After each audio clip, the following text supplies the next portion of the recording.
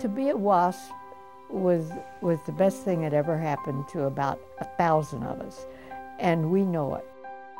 In 1944, I had no idea what was coming. I had never been to Texas before. It was a windy day in May when I got there. When I walked out on the flight line and saw these big airplanes, I said, I'll never be able to fly this thing. But the minute you got on the field, everything just seemed to fall in place. I think there were about 98 of us in the new class. We were just completely bowled over. It was just so amazing.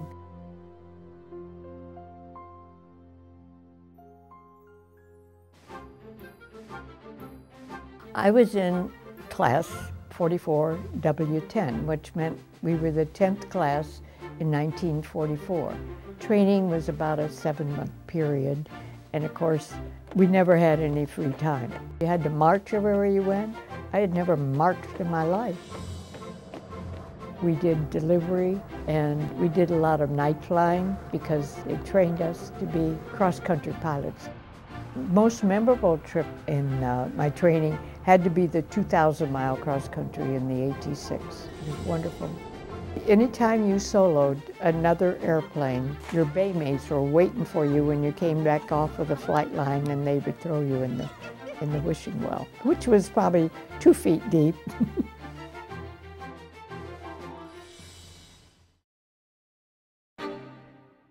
Our commanding officer took all the civilian instructors, and they had a meeting, and he said, women have proved themselves that they are easier or just as easy to train as the men. And if any of you are prejudiced and think that your student doesn't need to graduate, I want you to quit right now, because I want every one of you instructors to get as many women trained to be military pilots as physically possible. And I don't think any other CO talked to Avenger Field instructors the way he did.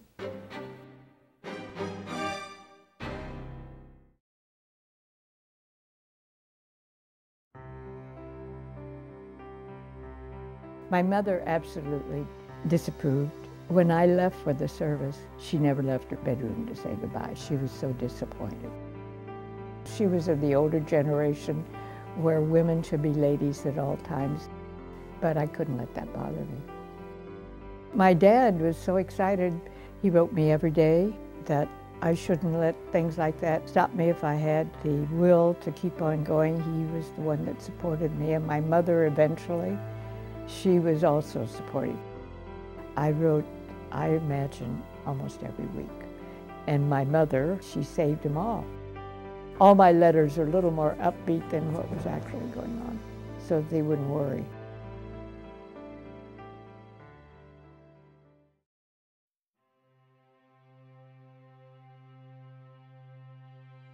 Well, I did have a scary moment. I had just had 30 hours of training aerobatics in the primary trainer. Then when we transitioned into our basic training and we're flying the BT-13s, I tried to do the same thing with that. I thought I could loop it. The engine stopped and I saw the propeller, and it started slipping backwards. And of course I had no idea what was going on. Then all of a sudden it snapped and it started tumbling. I thought, you know, I'm supposed to be jumping now. The G factors, I couldn't even hold my hand up to pull the latch to open the hatch. I was in charge, so I was going to land it. So I told Betty up front, I said, I'm going to fly around a little bit before I enter the pattern, kind of get settled so that I could talk on the phone. We came in and landed, and you're supposed to write up whatever happened. We didn't even write it up because we knew we'd be washed out. So we didn't say anything. But the next day I asked my instructor, by the way, can you loop or snap roll a BT-13? He said, oh no, don't even think about it. It would ruin the wings. But there is one airplane that's not a BT-13, it's a BT-15, and it's structurally sound. It's just not a very good engine that you could do aerobatics in. It's still overweight and underpowered.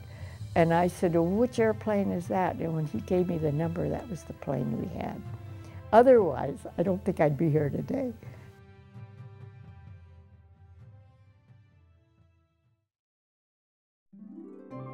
Fifi was our Gremlin.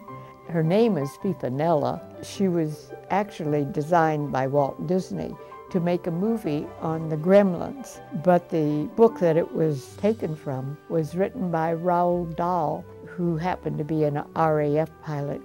He wrote such wonderful children's books. Fifanella turned out to be our best buddy, would be on our shoulder. We always had a Gremlin pin on, or we had it sewed onto our leather jacket. She turned out to be a big help.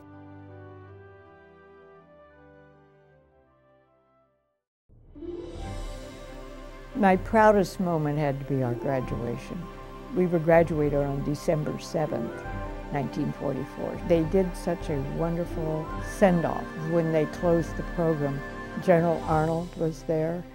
General Arnold, the morning of our graduation, picked up his tray and came over and sat with 4 of us. He asked each and every one of us personal questions, and whether our parents were going to come and what we thought about the training. We were so thrilled. He is such a down-to-earth person, and he was so proud of us. Every graduation had their own song, and ours was, "We're the last class of Benjerfield, we're the last class of Benjerfield, ba-da-dun-dun-dun-dun." And we sang that at the top of our voices. We, being in the very last class, knew that this was not going to last forever. Our heaven on earth is going to come to a close eventually. But it was such an honor.